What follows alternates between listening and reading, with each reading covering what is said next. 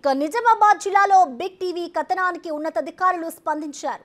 Bodhan municipal DE అవినీతి ఆరోపణలపై big TV ప్రసారం చేసిన కథనంతో స్పందించిన అధికారులు డీఈ శివానందంను డైరెక్టర్ ఆఫ్ మున్సిపల్ అడ్మినిస్ట్రేషన్లో సరెండర్ కావాలని ఆదేశించారు. ఆయన స్థానంలో మరో అధికారి రానున్నారు.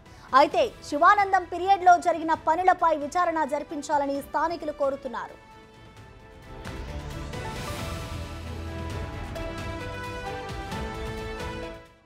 సాక్ష్యాలు కూడా ఉన్నాయి మా దగ్గర.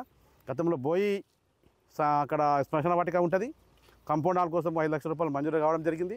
అక్కడ పని కాకుండా బిల్లు మాత్రం ఆల్రెడీ రికార్డింగ్ ఆల్రెడీ రికార్డులో ఉంది, రికార్డ్ సెక్షన్ చూసినాము.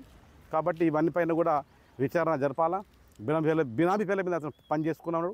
ఈ రకాస్పేటలే కాకుండా బోధనలో కూడా చాలా రకాలుగా పని చేసుకోవడం జరిగింది.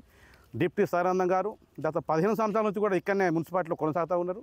చాలామంది వచ్చి రావడం జరిగింది, పోవడం జరిగింది. బదిలీ పైన ఇతను పోవడం మొన్న మధ్యలో ఏదో ట్రాన్స్ఫర్ అని చెప్పడం జరిగింది. మరి పోవడం కుదరలేదు. దీని అనుకున్నటువంటి అంతరంగం ఏందో ప్రజలకు అర్థం కావడం లేదు. కాబట్టి ఖచ్చితంగా ఇతని పైన విచారణ జరిపి మన బినామీ పరిచయం చేసినటువంటి కాంట్రాక్ట్ పనులను విచారణ జరిపి ఖచ్చితంగా ఇతని పైన తీసుకోవాలని చెప్పి చర్య తీసుకోవాలని చెప్పి కోరుతా ఉన్నాం.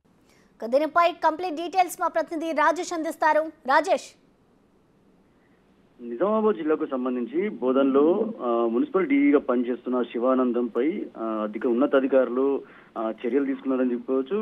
గత మాజీ ఎమ్మెల్యే షకీల్ కి ప్రధాన అనుచరుడిగా ఉంటూ బినామీ కాంట్రాక్టర్లకు ఏదైతే మున్సిపల్ సంబంధించిన కాంట్రాక్టులు ఇస్తూ అక్రమాలకు పాల్పడ్డాడనే నేపథ్యంలో ఇప్పటికే ఆరోపణలు ఎదుర్కొంటున్నాడు. ఈ నేపథ్యంలో శివానందంపై ఉన్నతాధికారులు చర్యలు తీసుకున్నారు. ఏదైతే బోధన్కి సంబంధించిన మున్సిపల్ డీఈ నుంచి తనని సరెండర్ చేస్తూ నిజామాబాద్ జిల్లాకి తరలించారు. ఈ నేపథ్యంలో నిజామాబాద్ కు సంబంధించిన మున్సిపల్ అడ్మినిస్ట్రేషన్ కు సరెండర్ చేయడం జరిగింది. బోధన్ నుంచి తనను తప్పించి ఇక్కడ నిజామాబాద్ కి తరలించారని చెప్పుకోవచ్చు.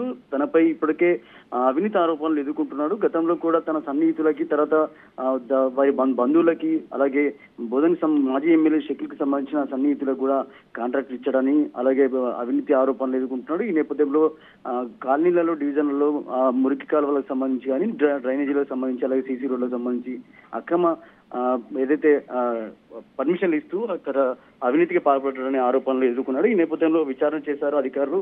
ఈ రోజు బోధన్ మున్సిపల్ డీఈ నుంచి నిజామాబాద్ అడ్మినిస్ట్రేషన్ కి అటాచ్ చేస్తూ అధికారులు ఉత్తర్వులు జారీ చేశారు. ఈ నేపథ్యంలో చర్యలు తీసుకున్నారని చెప్పుకోవచ్చు. బిగ్ టీవీ ఇచ్చిన కథనానికి స్పందించిన అధికారులు బోధన్ మున్సిపల్ డీఈ నుంచి నిజామాబాద్ కి తరలించారని చెప్పుకోవచ్చు.